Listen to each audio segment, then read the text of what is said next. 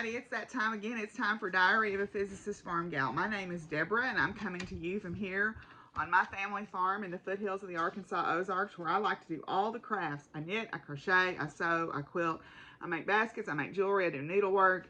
I'll try and craft once and twice if I like it. I'm sure I'm forgetting something, but whatever.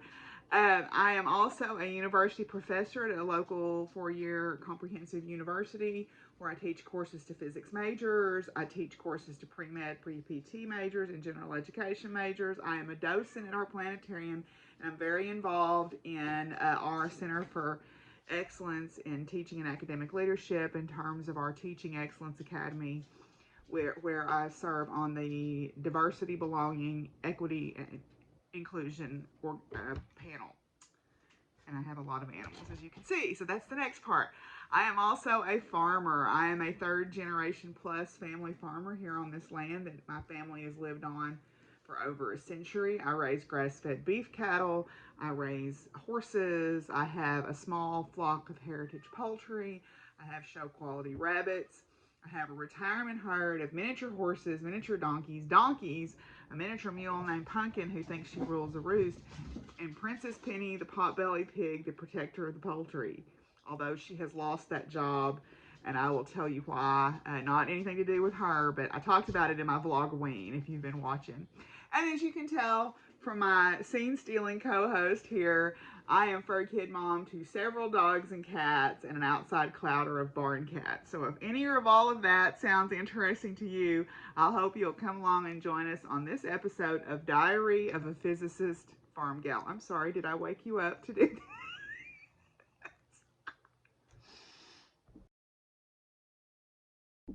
Okay, if you're looking for me on social media, you can find me on Ravelry and on Instagram as Doc Firewoman.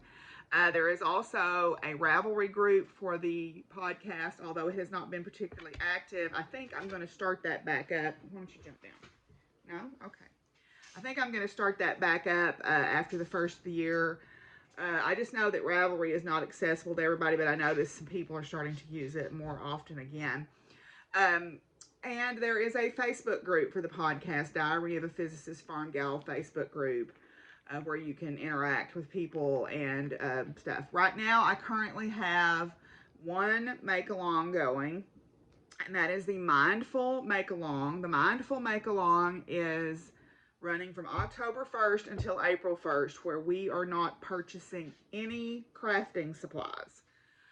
We are using only what we have, right? No patterns, no more yarn, no fabric, no nothing. I will give you a fudge if you run out of like needles or something, like you break your last sewing machine needle or whatever, but no fabric, none of that stuff, no floss, no cross stitch stuff, no nothing.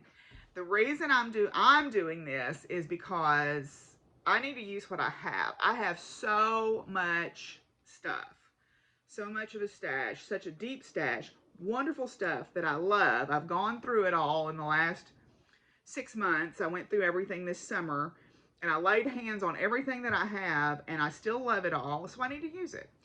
And also, too, some people are doing it to be more mindful of how they spend their money, because sometimes we spend and buy to make ourselves feel better, and I'm just as guilty of that as the next person.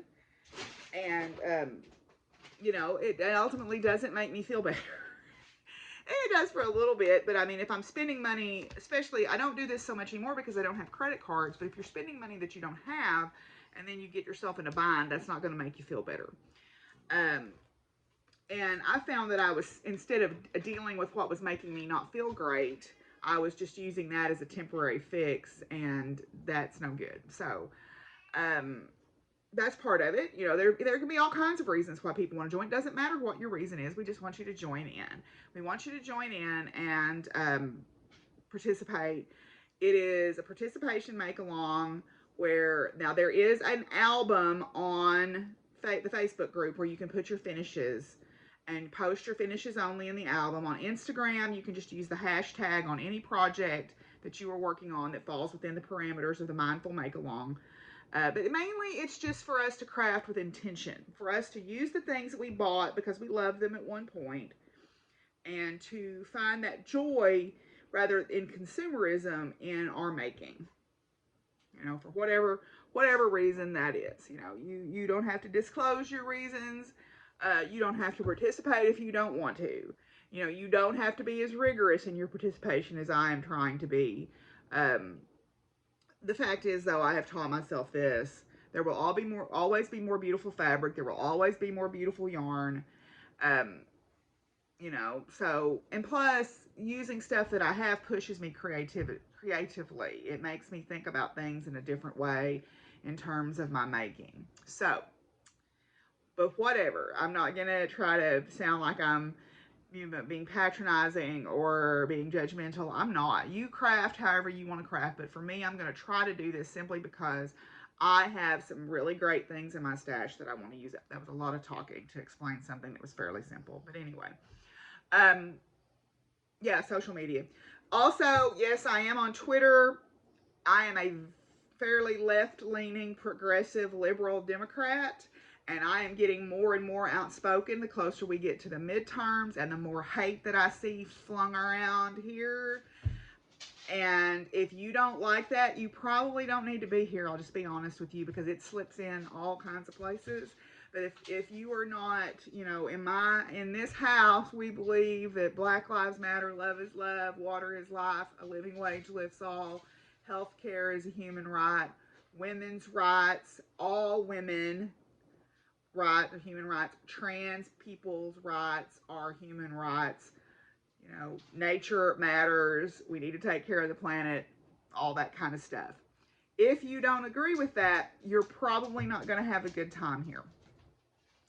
And that's okay. Find somewhere where you are comfortable. But, as far as for me in my house, we will hate on white Christian nationalists. And I don't mean Christianity as this thing. I mean white Christian nationalism as a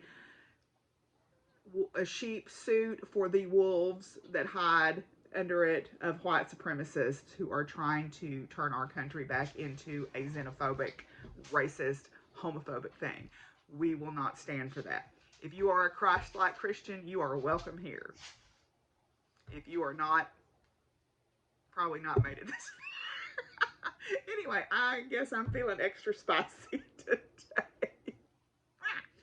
We had some giveaways. Moving on. We had a giveaway for this beautiful yarn that my friend Shirley Knits gave me.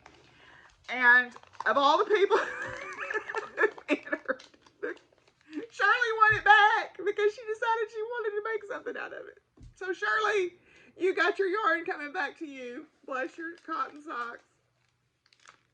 Okay. But we have a new and timely make-along for the holiday season. Someone gave me this. I'm not going to use it. It is brand new and in the package, and it has a Ben Franklin $3.99 tag on it. So, don't know where this came from. I think this was in, I don't know where this came from.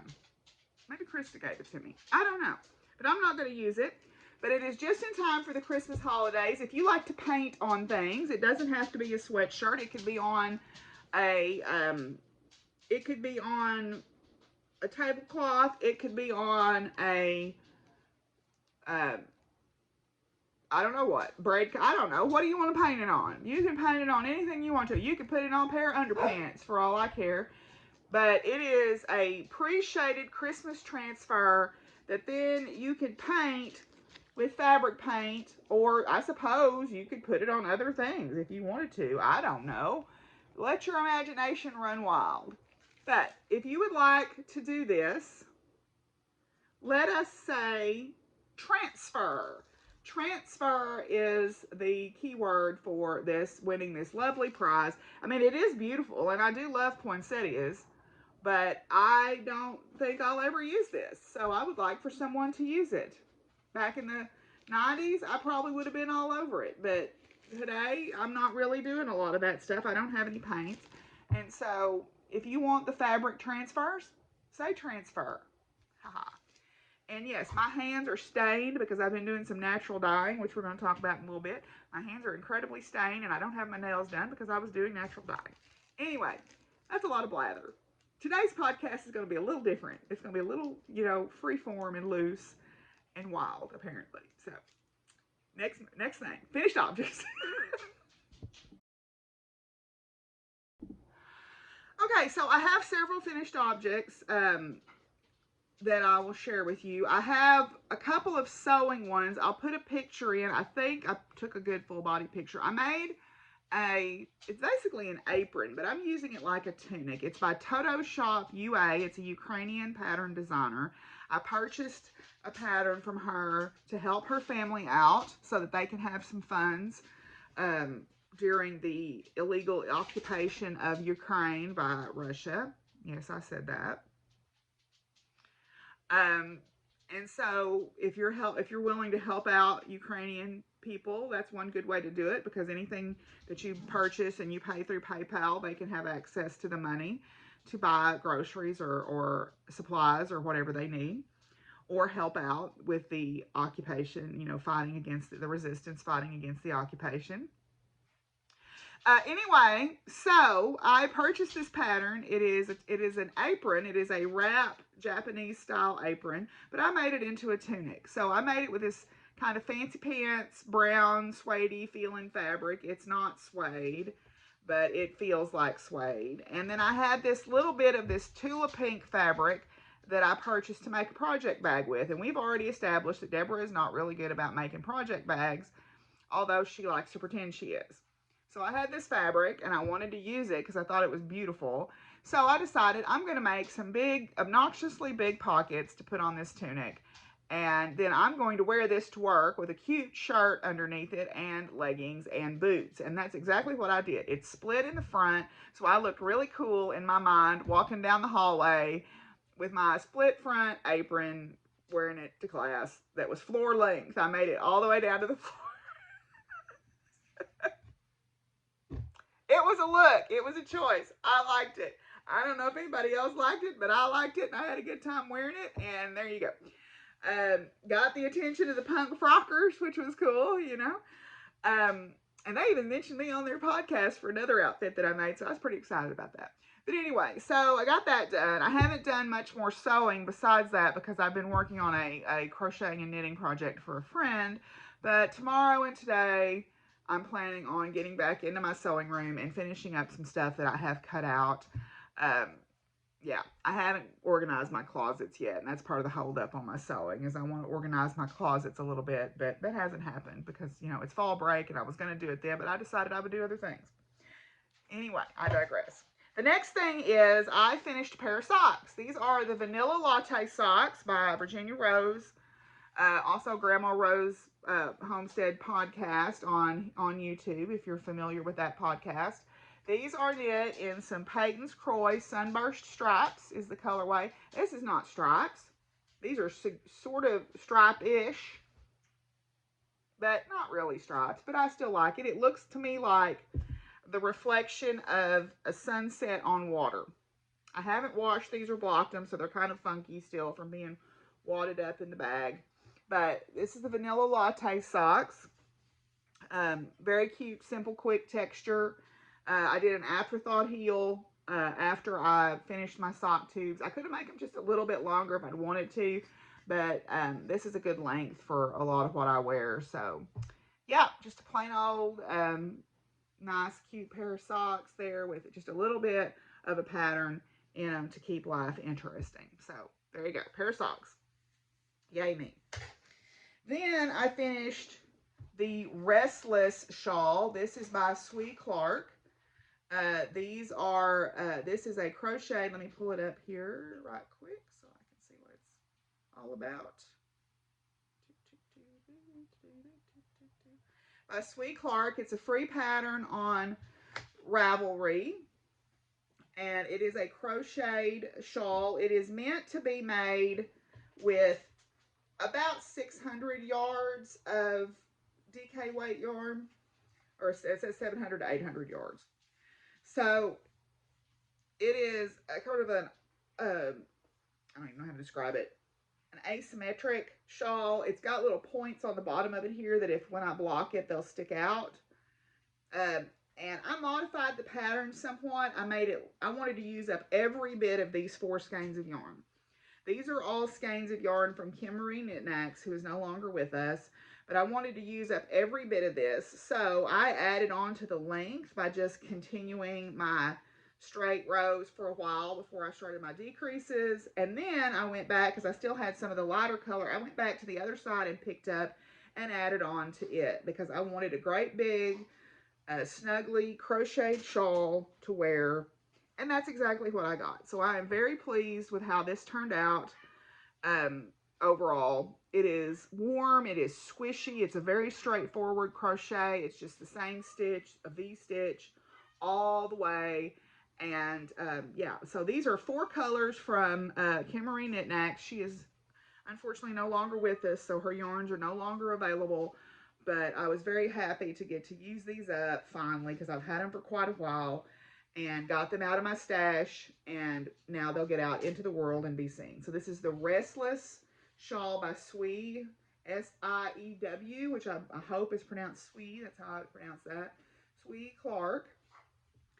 And available for free on Ravelry. Okay. Then the next things that I finished are all for the same person. My friend Sandy is undergoing chemotherapy, and she had asked me if I would. She kind of put a call out, but she asked me if I would crochet or knit her some chemo caps, and she had sent a pattern for this one. This is the Lazy Day Beret. And I really like this pattern. I'm probably going to make one for myself. Now, it's a little bit snug on me because her head is a little bit smaller than mine. But the Lazy Day Beret, it is knit, or crochet, excuse me, and Aran or worsted weight yarn. This is Red Heart with Love that she had actually given me.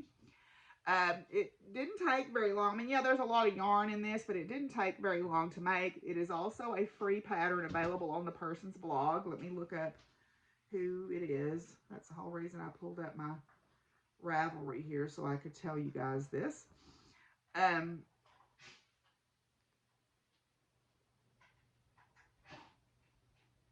By Ashley Konecki. Ashley Konecki. It is available on Ravelry, or you can go to her blog where you can find it for free. And let me pull up her blog page here. Heart Hook Home website, Heart Hook and Home.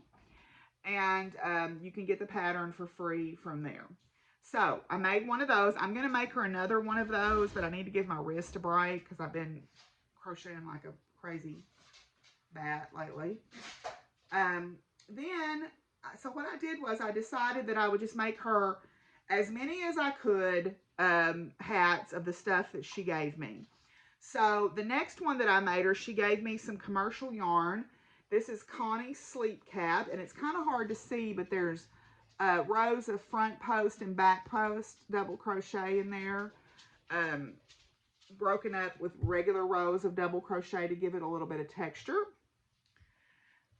Then this is the Dreamweaver beanie. This is the Dreamweaver beanie, and this is out of some commercial yarn that I had in my stash. It didn't have a tag on it, so I don't know what it is.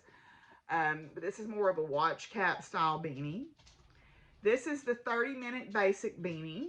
30-minute basic beanie, which is, this is with some super bulky yarn I had in my stash. Again, it didn't have a tag on it. I made a shawl out of this a long time ago, and I think it comes from a store that I don't shop at anymore. So, but it's super bulky yarn. I had a skein left over, so I turned it into a beanie for Sandy, the 30-minute beanie. The Connie, all of these are free patterns too. Connie's Sleep Cap is by Lisa's Naughty Corner. Okay, again, available for free on Ravelry. The Dreamweaver beanie is, which was this one, is by Crochet by Jennifer. Also free. The 30-minute basic beanie is by Diane Service. Okay. Then this was just a recipe that I made up for a hat. It's not a particular pattern. It's just, I started with the magic circle. I increased until it was, I think I was doing 6 doubles, then an increase, and then I started down the sides.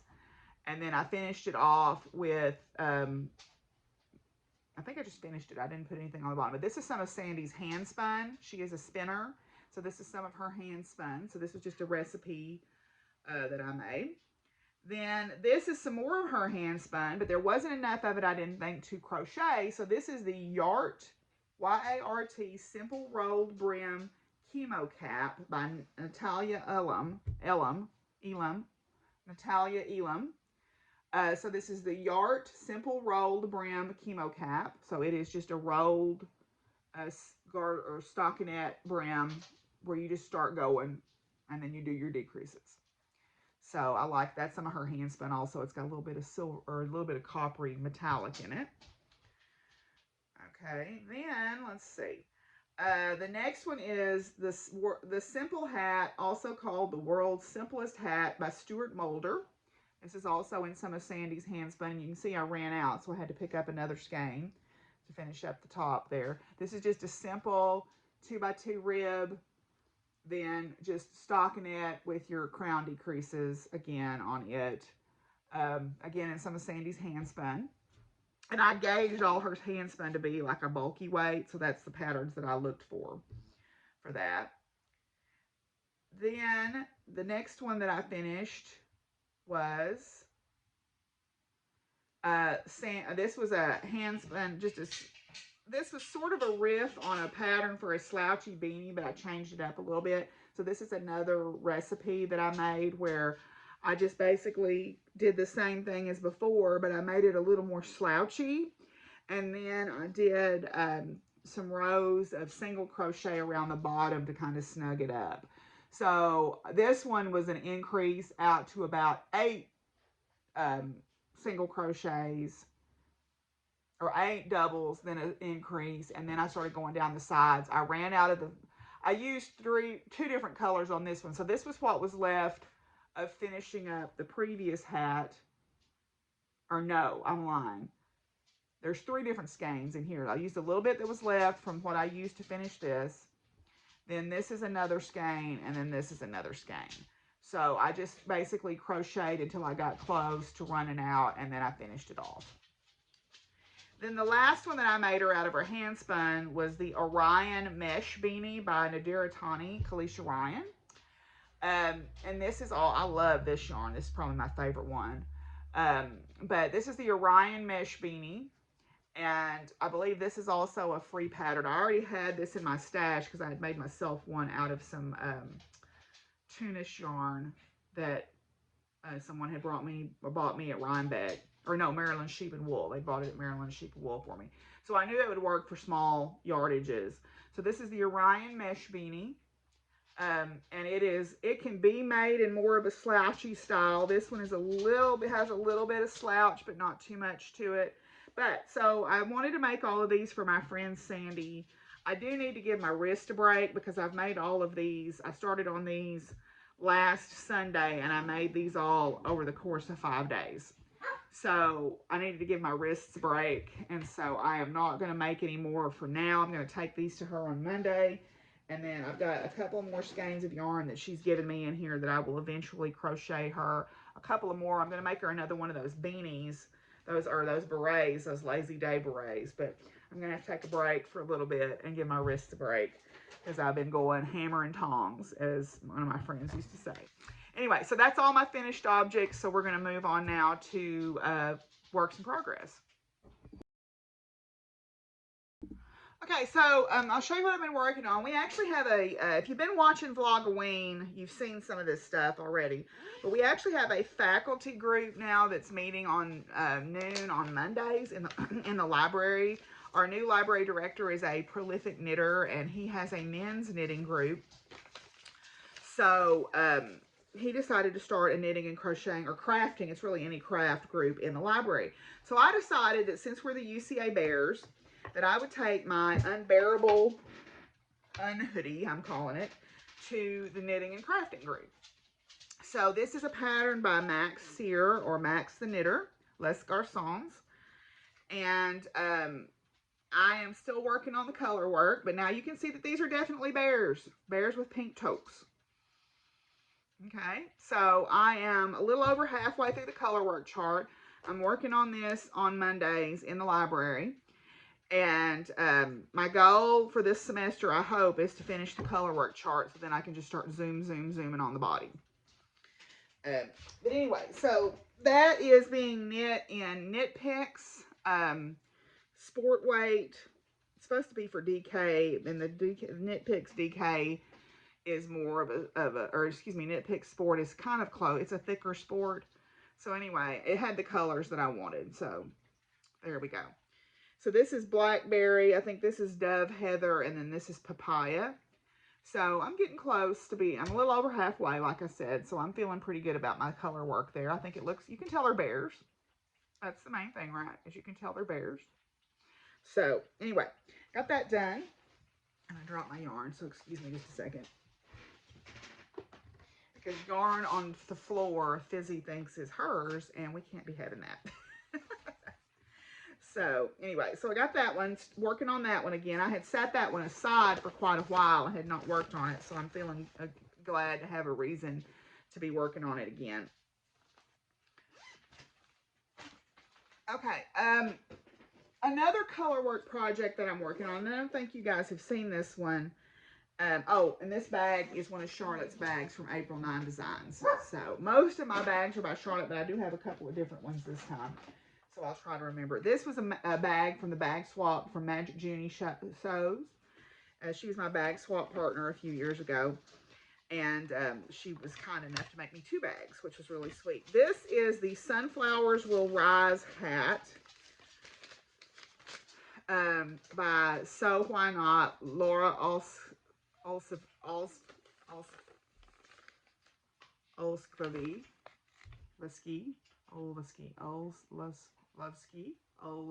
Olevsky. Sunflowers Will Rise. And this is I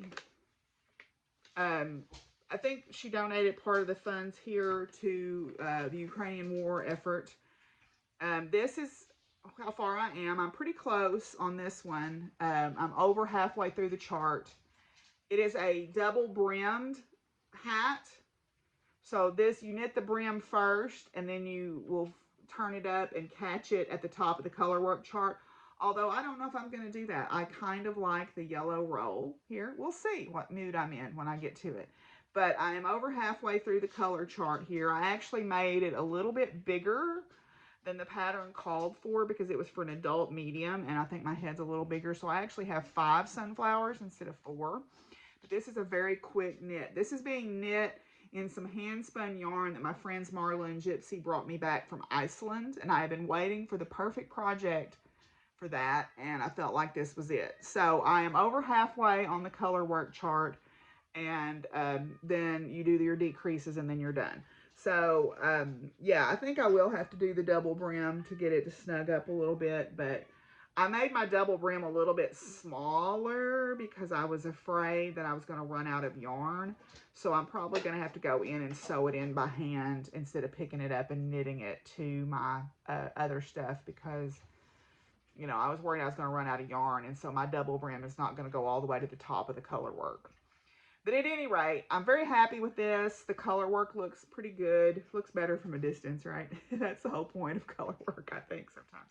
Plus, I think this yarn's going to fluff up quite a bit when I wash it. But at any rate, so, yeah. So there's that. Nope. Dropped my other needles here. Let me grab those. Okay, so there's that. I could get that finished pretty quickly if I wanted to. There's not much longer to go on that. Another knitting project that I'm working on is in this bag. I think this is a bag from Molly Klein Designs. This is the Galaxy Lemonade Shawl. This is a free pattern from the Cascade Yarns website. And it's just a very simple lace and garter shawl. So yarn over lace and garter.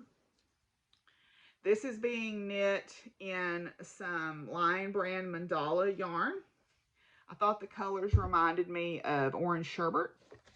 So I'm not very far on this because I made, and this is silly of me, I made a mistake in this lace section, had to rip it back 4 times because I thought I was reading the pattern and I wasn't reading. I was seeing what I wanted to see instead of what was really there. So I had to rip it back, but it's fixed now. This is the yarn. Reminds me, like I said, of Sherbert. And the nice thing about this design is you can just make this really as big as you want. The way it's laid out, you could keep going on this with the lace and the garter sections until you used up all your yarn. So that's my plan, is to use up as much of this yarn as possible. So, okay. Again, a free pattern available from Cascade Yarns, Galaxy Lemonade Shawl.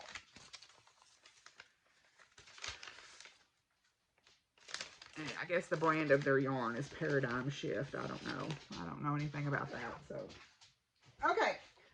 Then, another sweater project that I'm working on here is my Saturday morning sweater. I took this with us when we went to a concert, and my friend drove, and we were going to Dallas, so I had a lot of time to knit in the car. So the last time you guys saw it on a regular podcast was where the little stitch marker was, and I'm all the way down here. So I've used up a whole skein of this Red Heart with Love orange, and then I'm starting on another skein of yellow. I want to make this like a tunic length sweater so I can wear it with leggings in the house, just to be warm and snuggly.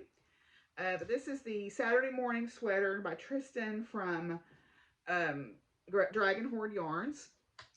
And I am working on the body. I'm going to come back. I've got another skein of the orange that I'll use on the sleeves here. And I actually found a third skein of orange back there if I want to add more to it. But I think I'm just going to go with, I've got a whole skein of this yellow here, and then another skein. So I think I'll just have a color block of orange in the center of this, and then it'll be yellow, I think is what the plan is. But anyway, so here's this. I'm just knitting around and around and around. This is excellent, excellent car knitting or meeting knitting. It fits nicely in my little bag here. I got it bargains galore, so works out well. Another fibery project that I'm working on, again in one of Charlotte's bags. This is the Equinox Scarf from Cassandra Rizzardi, or Rizza Knits. And this is a really fun knit. It goes fairly quickly, even though it's quite a long scarf. It is knit using short rows, okay? Except you don't have to pick up wraps or anything like that. You're just using the short rows to change directions. It is meant to look like, I'm going to flip this around where you can't see too much of the pattern. It's meant to look like trees against a skyline. All right. And you knit, for the cowl, you knit through 1 repeat of the pattern. For the scarf, you knit through 3. I have started on my 2nd repeat here. So this is how long it is so far. Okay, let me turn it this way. So here are my trees. And I think that is going to be just really fun and beautiful when it's done. All right, so I'm going to knit the full scarf because I want to use up as much of my yarn as possible again.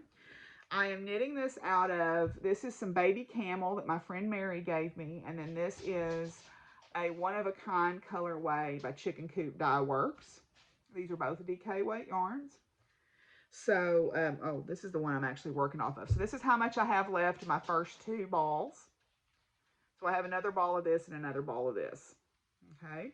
So I'm going to knit until I basically run out of yarn. So that may mean my scarf is even longer than what the pattern calls for, because I want to use up as much of these yarns as possible because I think they're beautiful and I want them out in the world where the world can see them. So, yeah, so this is, right now, this is probably my very favorite thing that I'm working on, although I haven't picked it up in about a week to work on it because I've been working on Sandy's hats. So, there you go. Isn't that pretty? So that's an older pattern by Cassandra Rizzardi that I love it, and I've had it in my library for quite a while, so it fits perfectly into the mindful make-along strategy. Okay, then my last fibery project here is also in one of Charlotte's bags. This is for Kirsty's Halloween sock along. All the orange is for Jessica from Two Sticks and String. For her color, your stash color for October, rightly so, is orange. So lots of orange in my working right now. And then Kirsty from Grenade Creations is doing a Halloween sock along. And so I am working on, oh, I dropped my cable needle. Because yes, I am making a pair of cabled socks. This is a free pattern by This Handmade Life, I think, somewhere on here it says. This Handmade Life. It's a little hocus pocus socks, and there's a little cable detail that goes up, one little strip of cabling that goes up each sock. So I am working on those. So you can see my cabling right there. Okay, and this yarn is some yarn that my friend Shirley gave me, and I have lost the tag. It's cotton blend called Sakina, I think. And no, my socks don't match. And if you want to get close enough to tell that, I'll poke you in the eye. But here you go. This will be my 12th pair of socks. When I finish this pair of socks, this will be my 12th pair. And then I told myself when I made 12 pairs, I'll start wearing them. So here we go. So anyway, so there's my cabling detail. I've got a little bit further to go before I mark for my heel. I'm going to do an afterthought heel on these two. I don't know if I'm going to do a contrast heel or not. Probably not. But we'll look. We'll look in our stash and see what we've got. But anyway, so I'm knitting these on, I think these are ones. Yeah, US ones, because we all know that I'm kind of a loose knitter. Even got my little Halloween donut there from Noelle at Charmed and Dangerous. Most of my stitch markers are from Charmed and Dangerous because I love her stuff. So anyway, so a little hocus pocus in some orangey fall colors for the Halloween sock along and for the color your stash. So that is all my fibery stuff, but I do have a couple of cross stitch works in progress that I'll share with you. The first one is one that I haven't worked on in a while, but I'm going to pick it back up and start working on it because I want to get it done for myself. This is just a little small Mill Hill kit that I started about a million jillion years ago. The copyright on this, I think, was 2000. I think I bought this when I went to a like 85 to 90% clearance sale at Michael's one year after the holiday. I used to live, when I lived in Oklahoma, I lived very close to our Michael's, and I would just wander over there from time to time, much to my boyfriend at the time's chagrin, and see what they had. And they had a 90% off sale. So I came home with a whole lot of the Halloween stuff. But anyway, so this is a little Mill Hill kit. It's got the little beads and everything in it. And I had started this some time ago. This is one of Charlotte's cross-stitching bags. But I'm not very far on it, so I thought I would pick it up and work on it during spooky season. So I am just working on the tree here and the window. And yeah, so I thought I would work on that. It's on perforated paper.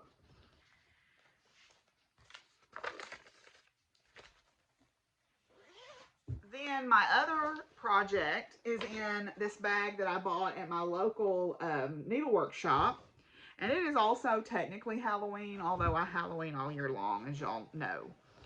I've got a couple of different projects stuck in here, but the one that I wanted to show you is the Black Phillip pattern by Witchy Stitcher. Okay. And I am making this, oh, it's upside down. Or is it? Yeah. You can hang it either way, though. Okay. It is different, though. I noticed that it is different. If you look at it, you'll notice the moons are different, and there's some different little accents. So it is different, top and bottom. So I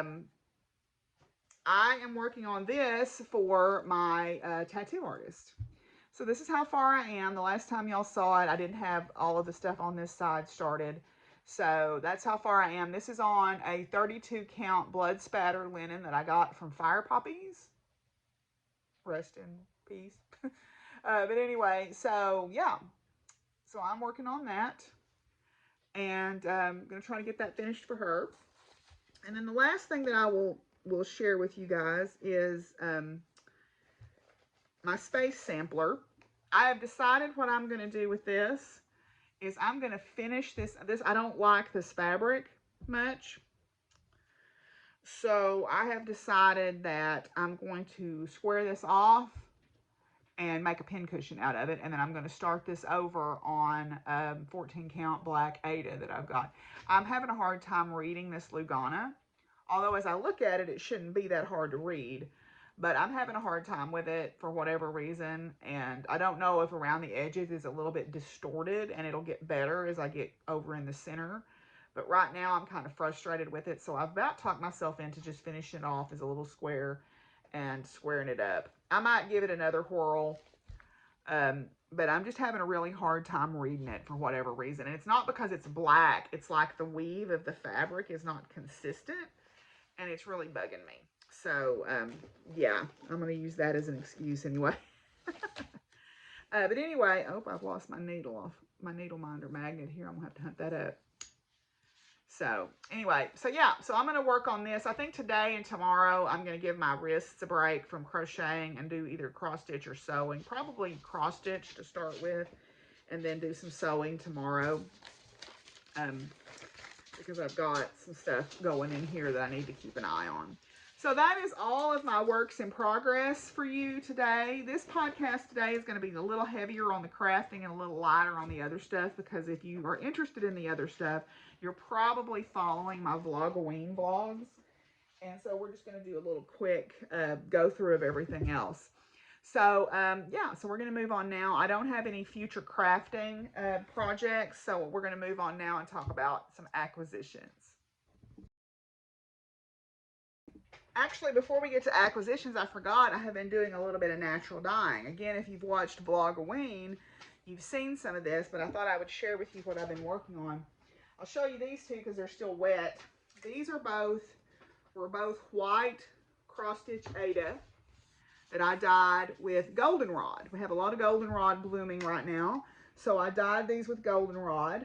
I did a mordant with alum and cream of tartar to help the dye stick, and then this was goldenrod and vinegar and water. So I boiled the I didn't boil it, but I simmered the goldenrod for about an hour before I put this in with some vinegar in the bath. And yeah, so these are kind of a nice pale golden yellow.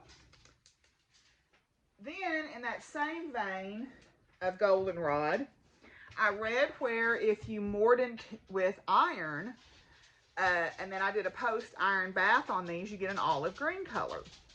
And I happen to have some horseshoes, so I made myself an iron bath. So this is also some fizzy. No, go around the other way. Go the other way. No, go the other way. Go the other way. You don't need to go around this way. This is some more Aida. This was white Aida initially that I dyed with. I pre-soaked it in iron, and then an iron bath, and then I put it in the goldenrod, and then I put it back in the iron bath, and it turned this beautiful color. This is a piece that was pale gray. Then these two are the ones I really love. This was a beige piece, and it gave me a darker, much darker color. These are all, this looks like about a 22 count, and these others were 14 and 18 count. And then this was a piece of 11 count that was pale blue. So I was really pleased with how all those turned out. That was all goldenrod, and then with different mordanting, that's hard to say. Then I used pokeberry. Pokeberry is not a very good plant. A lot of plant dyes are fugitive. They don't stay on the fabric very good, but they gave me this pale, it's hard to see on the camera, but this is a pale pink. This was an old curtain panel. I was just looking for different things to dye. So this was an old curtain panel with some lace edging. I think I'm going to make myself a top out of this and use the lace edging as the bottom of the top. Bottom of the top? The hem. So this is a pale pink. This is a piece of sort of soft denim that's also kind of a pale creamy pink. Okay. Those were both white when I started. Then on a piece of gray, I get this beautiful color. This is sort of a pinky gray, puce color, I guess, on a piece of gray fabric. Okay. So even though pokeberry is this brilliant purple color, because it's a plant-based dye and it's water soluble, it doesn't keep that strong, vibrant color that you see when you get it on your hands or whatever, because it is water soluble. Then I used sumac, and sumac with an iron post bath. I mordanted it in alum, dyed it with the sumac, and it gave me a pale brown. And then when you put it in iron, it gives you this beautiful gray color. So this is sort of a bluish purpley gray.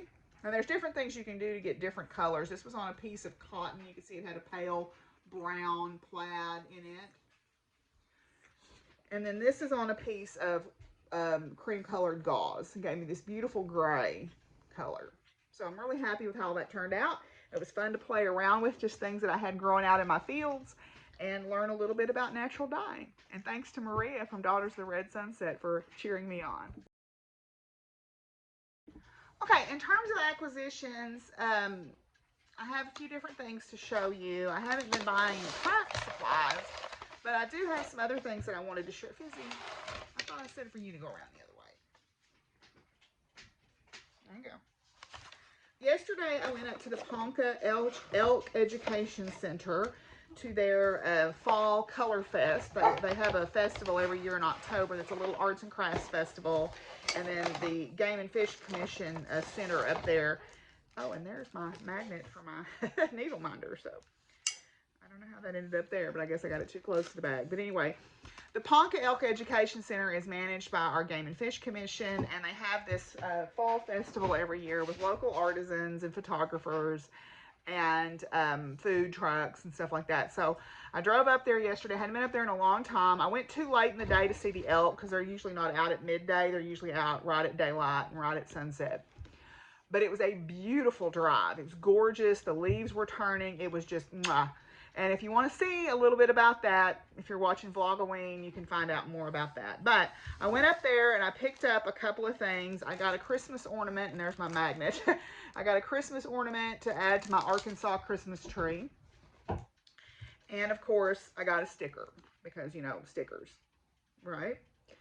But then I found this little flip book on foraging, and it has the 12 most commonly used foraging plants in North America here with a range map. So I thought this was neat, and it gives you some really good color pictures and information on the plants, and then it does have a few cooking recipes in it as well. So I thought for $7 this would be a great little investment to put in my library of natural uses, right? Then I met a couple of really interesting artists. This was a gourd artist. She paints and carves gourds, and all of these earrings are unique and hand painted. And she just uses the dried gourds and paints on them. Makes these beautiful. She had different shapes of earrings, but I liked the leaves the best. And then also she had some beautiful carved bowls and things. But then I also met a woman from Wild Ozark or paleopaints.com. Madison Woods. You can follow her on Instagram as wildozark.com, or you can go to her website. All of the paints that she uses are from natural pigments and only found in the Ozark Mountains. So I purchased a couple of her small prints here. And so these are watercolors. She's starting to delve into oil painting some, she said. But these are all natural pigments, mostly stone, but some plant pigments, some bone pigments. And she had a wonderful scrapbook there that she showed me, or a journal there. She showed me how her process worked. And it was very interesting to talk to her. I really enjoyed getting to meet her. And look forward to learning more about her process. She even had the paints that you could buy if you wanted to explore painting yourself. So at some point, I'm probably going to get some of those once the Mindful Makealong is over. Then I got a gift from my friend Cassie. She sent me the little signs behind me here, but she also sent me this beautiful piece of velvet fabric. Look at that, y'all. And this is really velvet. This is nice. So I already have in mind the dress that I want to make myself from this. So yeah, this is beautiful. But I'll have to get my velvet board out because using an iron-on velvet is a no-no because it will crush the nap of it unless you have a velvet board, which I do. Because I learned in the very painful, hard way about that when I was sewing for my friend that was the musician and I accidentally got an iron on a piece of velvet. Then I got a couple of gifts from my friends at the barn. I judged the Halloween horse show, and they had got me this really sweet card. Okay. Then also they gave me some Halloween stuff, but they also gave me the rest of my birthday present, which had not come in at the time of my birthday party, and I wanted to share those with you. So the first thing they got me was a t-shirt, which I'm sure y'all know that I loved. Yep. I love that. I'm gonna wear that.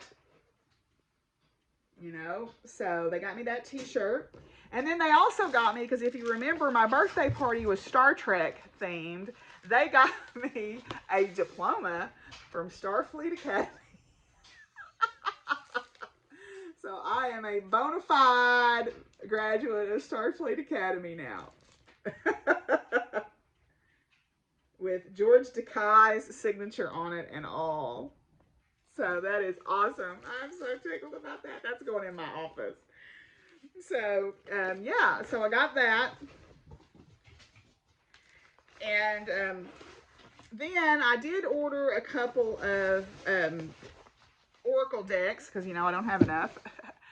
I mentioned one of these on Vlogween. The MJ Cullinane is one of my favorite tarot card artists and Oracle card artists. And she had a sale where if you purchased a deck at regular price, you got one of her decks for $10. And you got the deck you got for $10 was the Grimalkin's Curious Cats Tarot. And this is a traditional tarot deck with the major arcana and then the suits. But the one that I purchased for full price is one that I had been wanting for a period of time.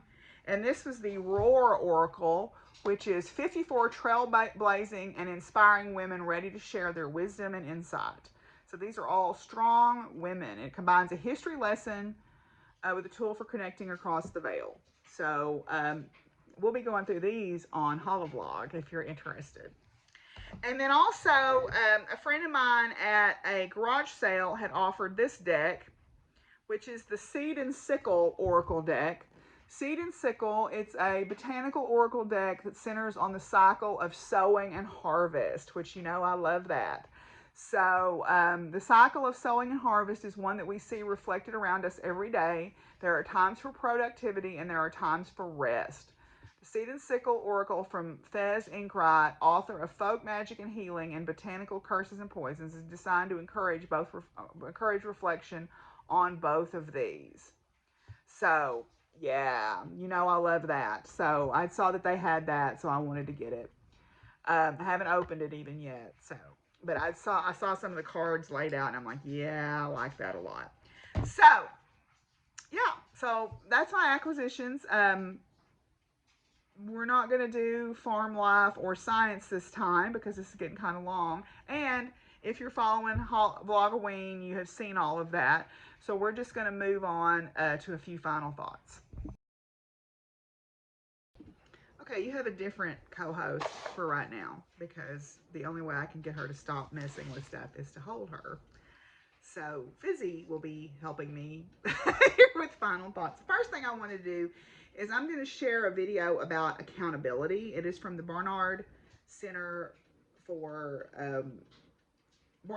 Research on Women, but we are watching it as part of the BARWE group that I'm in, which is Building Anti-Racist White Educators, which focuses on working with white teachers and professors and making us be actively engaged in the work of anti-racism in our classrooms. It focuses only on anti-racism, and sometimes it's just easier to give her what she wants.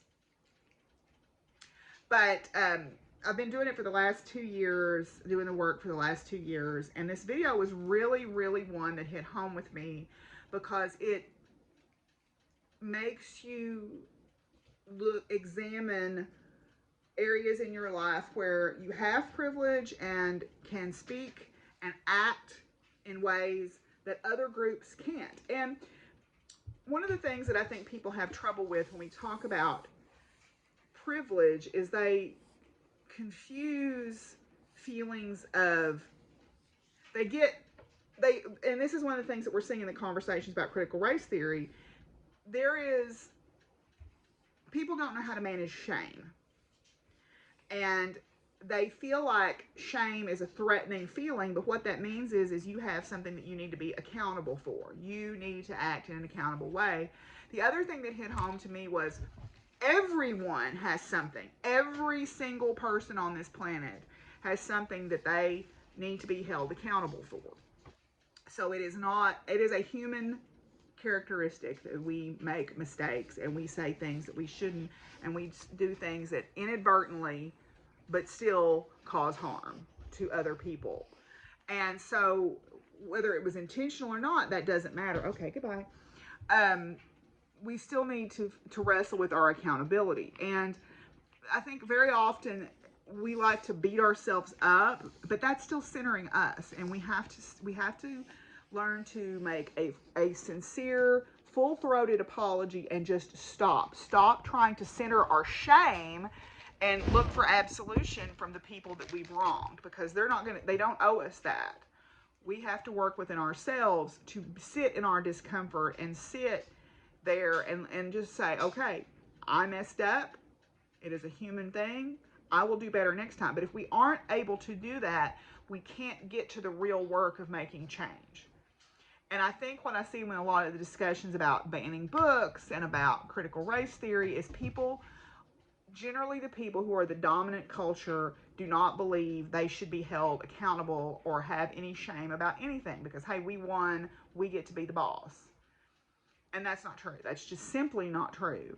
And it doesn't, and parsing out the fact that, yes, I grew up socially and economically disadvantaged, but I am still white. So I have a privilege that comes from my white skin, and I have seen it play out before. Okay, so should I feel guilty about being born white, or how do I handle that, and how do I work through that, and how do I use my privilege to help other people, right? That's what it's really about. Put this other stuff aside. Put the guilt, and nobody's trying to make anybody feel guilty here about a situation you were born into, but you have work to do because you are given agency and you have this work to do, right? Or you should have this work to do because we all want what is better for our fellow human beings, right? So it really spelled things out in a way for me that I felt like made a very straightforward and easy to understand case for why these things do matter, why we need to teach about things that make people uncomfortable, and we need to teach about things that make people feel discomfort and maybe even guilt or whatever, because then that's how you move through that, right? You can't ignore it. You have to move through it, and then you get beyond that and you're able to do meaningful work in the world. But I'm going to share that link, and I want you to watch it and sit with it for a little bit. The other thing that I wanted to talk about was I was on my friend Raina's podcast last night, and she said something very sweet to me about behavior and looks and all this, and how she said she had loved watching me bloom over the last few years. And I said, I think a lot of it is because I finally owned who I am. I am comfortable in my own skin finally, for the first time in my 53 years of life. I have been working on that and working on accepting myself for who I am, and celebrating who I am rather than feeling like I don't measure up. And so I found this poem by Erica Stanton, and it's from a Facebook group that I'm on, but it's a poem by Erica Stanton, and I thought I would share that. Own it. Own the fact that you are different. Own that you are a deep feeler and thinker. Own the fact that you are tuned into a different frequency. Own and the fact that you sense things others don't. Own the fact that you want to talk about angels and energy and miracles and spirituality. Own that you're done having meaningless conversations.